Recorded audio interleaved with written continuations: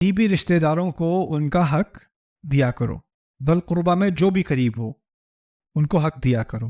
اصل میں یہ حکمت قرآن کی ہمارے مضمون سے تھوڑی آگے ہے، لیکن پھر بھی ایک دو باتیں آپ کو بتا دوں اس کے بارے میں. دیکھیں، کسی غیر کو خیرات دینا آسان ہوتا ہے. سڑک پہ کوئی آ جائے نا ہاتھ پھیلائے ہوئے، تو اس کے ہاتھ میں کوئی چیز ڈال دینا وہ مشکل نہیں ہوتا.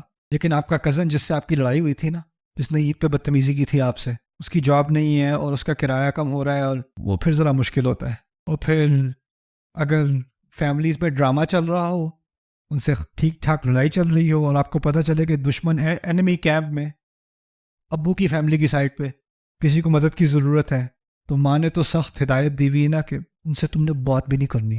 سمجھ میں آئی ہے؟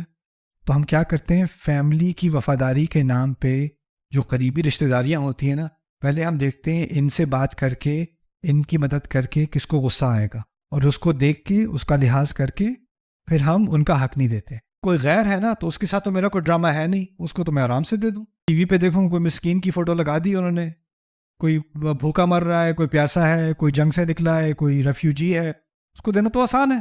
میرے چچا کو دینا مشکل ہے، میرے کزن کو دینا مشکل ہے، بھائی کو دینا مشکل ہے، کیونکہ بھائی سے تو میری لڑائیاں ہوتی رہتی ہیں. ٹھیک ہے نا؟ تو وہ آتی ذی القربا حقہ، جو قریبی ہے نا ان کو ان کا حق دینا ہے.